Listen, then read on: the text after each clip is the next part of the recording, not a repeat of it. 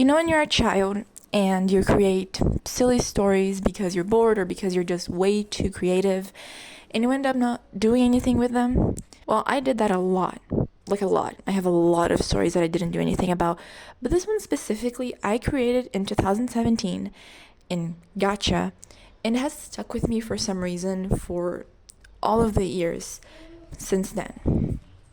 I've tried countless times to start comics or just to tell that story in so many different ways, and I always end up giving up because I always feel like it's just not good enough and that the story deserves something better. But I finally decided to stop being such a perfectionist and let go of that idea, and I'm gonna actually do something about this story now, for real this time.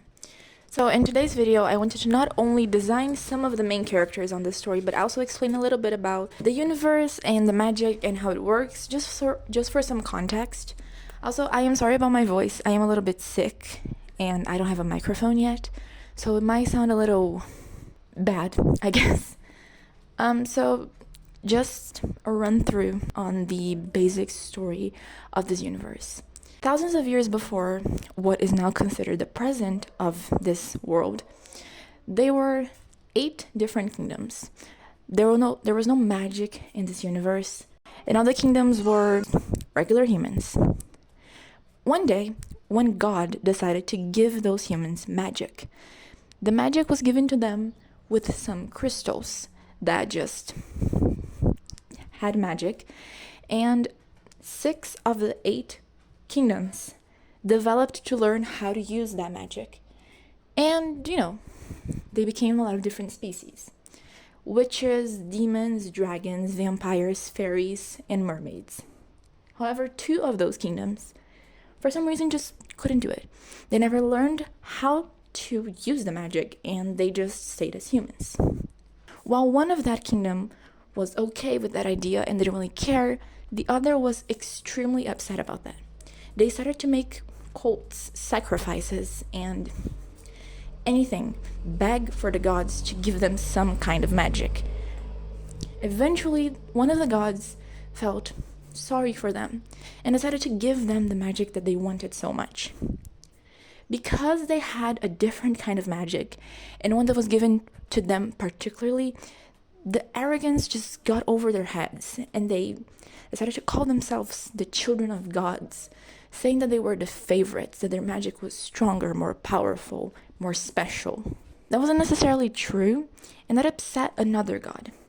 He didn't like the idea that the angels were getting so over their heads, and he put it upon himself to create an entire new species that had an entire new kingdom. The kingdom was called Celestia, and the species that lived in there were the Celestials. They were really the children of God. They were made of complete magic, they were never human, and it was a brand new kingdom. The angels didn't like that at all, but the Celestials were so much more powerful than any other species, there was nothing they could do for a very long time. So after all of that happened, there are 2 different types of magic, or ways that magic can manifest. The 6 kingdoms that developed to learn magic depend on the crystals. They manipulate the magic that is around them, and the magic doesn't come from inside of them. If you put them in a place with no crystals, they will not be able to do anything about that, and they won't have any magic. However, the Celestials and the angels, because they got their magic in a different way, they have magic inside of them. They're not dependent on the crystals in any way, and the magic comes from within, Both of the ways you can have magic have their own pros and cons. The 6 kingdoms that depend on the crystals, they, of course, depend on the crystals. So if they are in somewhere with no crystals, they won't have any magic. But if they are in a place with crystals, they'll have basically infinite magic. They will never run out of energy. But the other 2, obviously, they don't need the crystals. The magic comes from inside of them, but they need to rest. So if they are in a fight and they just get tired, they will need to stop the fight and rest. While the others, as long as they have crystals around, they will be fine to go for hours and hours on fighting. So in this video, I'm going to be designing 3 of my characters. There are 7 characters on the main group that I'm going to design first, but I'm doing 3 of them now because I guess they're just a little more complicated. They are the main characters, I guess, more main than the other 4 at least. And because I wanted to explain a little bit about how magic and the world worked, I just figured this video would be too long if I made all 7 characters in this. So now we're gonna start with the main character, the protagonist, Athena. The first thing that I did was a black and white thumbnail of the design, just so I would know how readable it was and for contrast purposes. The outfit that she's wearing on this is a uniform of a anti-monarchy organization called Luna. And basically the uniform that they give for their people is like an overall with a turtleneck, entirely in black. And you can basically customize it as long as you don't change the overall shape and recognition of it. For Athena's character, I gave her 2 main colors. Her main color is purple, and I gave her some gold accents. In color psychology, purple means power, wealth, and magic. Also, it's connected with femininity, and I thought all of those suited her character really well. Athena is a witch, and she's also a princess of the witch kingdom called Olympium. Because of that, I gave her a lot of gold just to, show that she was a princess, I guess.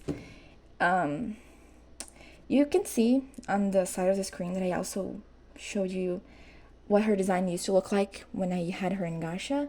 Her hair was purple, but I gave her brown hair now just because I thought the purple was too meaningful in her design, and I wanted it to be less on the nose.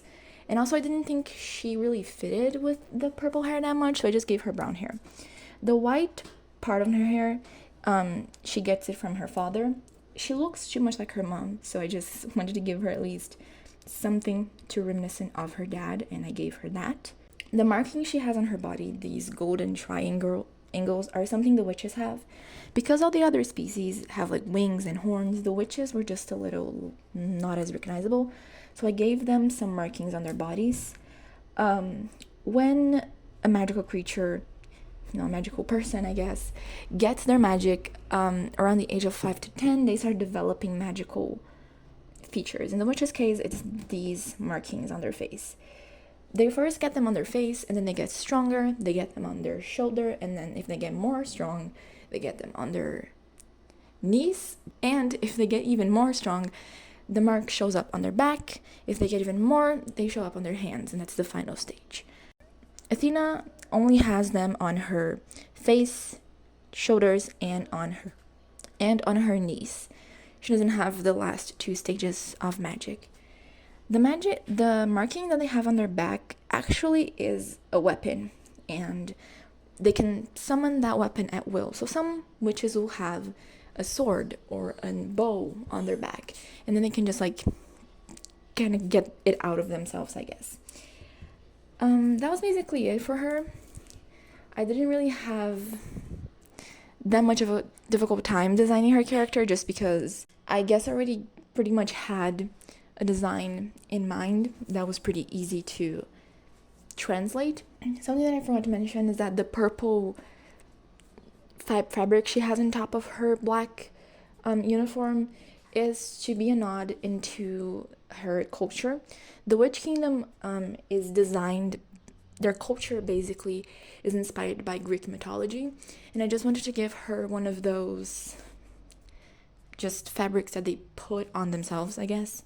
And the golden like corset, I guess, she has holds it together, and that's also a rib cage of the skeleton, Athena has a lot of connections with death, not only, losing people and murder, but like her own death. Like, it's a big part of her character, and I thought that was a good way to kind of tie that somehow with her character design. And the weapon she has is just like a big staff that are 2 blades if you break them apart. I didn't draw them specifically because I just couldn't for the life of me figure it out. But basically she can break it apart, and then it becomes 2 swords, and then she can put them together and it becomes like a staff. Now for the next character, her name is Maple. She is Athena's adoptive sister. Her main colors are yellow, and I also gave her some purple accents just as a nod to Athena. The yellow in her character design on color psychology is supposed to mean cheerfulness and how energetic she is. The purple is not only to signify and kind of like match her with Athena, but also because purple also means magic and power, and she's a very, very strong character. Since the beginning, like, she is very strong. I gave her a poncho. You can see that the black shorts she has underneath are of the same uniform that Athena is using. All of the 7 characters I'm going to be designing on this series are from the same, like, organization. I gave her line warmers just for silhouette purposes. She has purple braids just because her hair was so long and so black that it just overshadowed her her silhouette. About her extremely long hair, like I said, she is Athena's adoptive sister, so she lives in the same kingdom Athena lives, and that is the Witch Kingdom. The witches have a custom of letting their hair grow really, really long and only cutting them if they suffer some kind of defeat. In battle or in life or any kind of defeat, they tend to cut their hair. Because Maple has never suffered one of them, she has her hair pretty long. Athena obviously has suffered a really bad defeat a few years ago, which is why her hair is very, very short. Maple is a very, like I said, energetic character. That's why the yellow. She is an angel, and there's 2 types of angels. There's guard angels and cupids. They have some shared powers, but the thing that they have differently is that guard angels can they have healing powers, while cupids have hypnosis. They can only hypnotize people that have some kind of affection towards them, and the hypnosis becomes stronger if that affection is specifically romantic. I didn't do a turnaround of her character like I did with Athena because I just didn't think it was necessary, so I just made some expressions for her. And yeah, she is a very energetic character. I would say her main goal in life is finding her knight in shiny armor. She's a hopeless romantic, and she wants to one day get married, maybe have kids, and she's waiting for her prince to one day come and save her, I guess, although she doesn't necessarily need saving. Also, yes, her name is Maple, like the syrup. I am not going to explain why because I think that's a little bit of a spoiler, but it's not supposed to be Mabel, like from Gravity Falls. It's maple, like maple syrup. I cannot explain, but yeah, it's supposed to be Maple. And I know you saw that she does not have wings, although she is a angel. So this is a little bit of an illustration to explain how the angels hide their wings. Remember that I said that witches have marks on their back and they can summon weapons, or one weapon? The angels basically have that, but with their wings. When the angels get their wings when they are young, the wings almost literally rip their skin off. It's very painful, it's an awful process, and after that happens, they basically get a giant scar in the form of a wing on their back. And if they have their wings out, the scar is gone. But the only way for them to hide the wings, it basically just goes back into their body, and there's a scar to signify that. It's almost like the same thing as the summoning of weapons, but they do it with their wings. The little heart on this illustration is what the cupids have on their back, and guard angels have a different symbol, not a heart. I just don't know what that is yet. Now onto our next character, Cherry. The 3 of them that I'm designing in this video, they are a trio. They're friends for a very long time. And Cherry, and they're like basically the popular girls in school. Cherry is definitely one of the most popular just because I think she's the most social one. She's basically a bimbo. She just sleeps around and she dates a lot, but she does that for 2 reasons. Reason number 1, she's an adult and she likes to do that. And reason number 2 is because she thinks there's something wrong with her. She has never fell in love in her entire life. She has dated a lot of men, but she never likes any of them. She has even tried to date women, didn't work. She never felt a connection with any of the people she dated, which of course means that they break up pretty easily, just because, you cannot exactly stay in a relationship with someone that doesn't love you for that long. So she always get dumped, or she dumps someone, or something like that. Eventually she'll figure it out that there's nothing wrong with not being in love, ever. She's not there yet, but she will be one day. That's character development, I guess. She is also a princess, and she is a fairy. On her color, theme, because there are 7 characters, they are basically, one of them is one color of the rainbow, purple, yellow, and now her color is supposed to be green. I know that there is not a lot of green on her character design, and that's just because when it comes to color psychology, green doesn't really suit her, but it didn't suit any of the other characters either, so I just kind of gave it to her. It still fits because she's a fairy, but anyways, she has a leaf skirt to just kind of be a nod to her nature connection.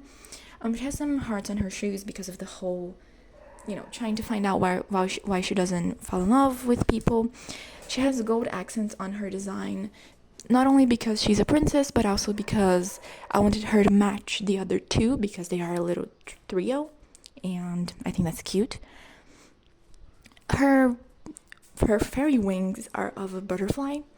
I wanted her wings to be pink, but there's no pink butterfly. If there is, I didn't find it. When you search for pink butterfly, this is what pops up, but for me that's red. So I kind of just based her pink, quote unquote, on this red color, so she could have the same wings as this butterfly. And it's more red than pink, but I guess it's fine. It's okay. I don't care. I do actually. It kind of upsets me.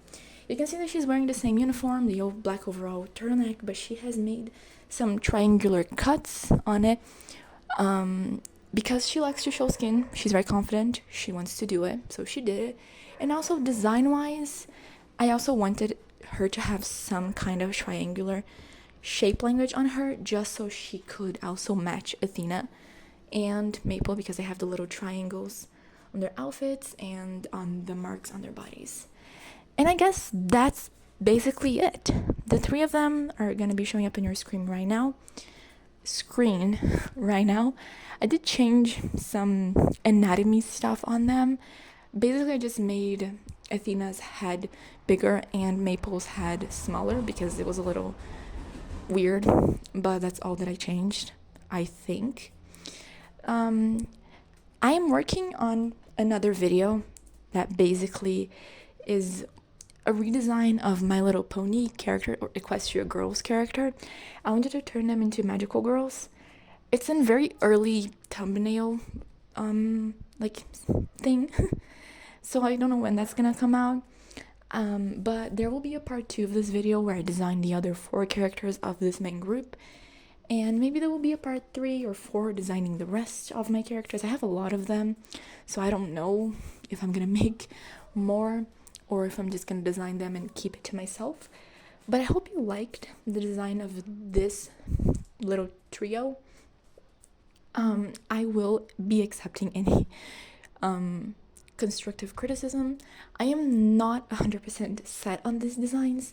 I don't have anything about them that I don't like. But maybe one day I'm just gonna have a better idea. Who knows? I also don't know when the comic that I mentioned is gonna be coming out. I am 0% of the script is done. I have the character design for only 7 of the characters, so I'm not sure. Also, if you heard any baby noise on the background of this video, it's my little sister. I'm sorry. She's a baby. She's gonna scream sometimes, and I hope it didn't bother anyone that much. Same thing with any other noise you might have heard. Anyways, I hope you liked the designs, and I hope you liked the video. Again, I'm so sorry for my voice. My voice is weird, and I'm sick. So, yeah, goodbye.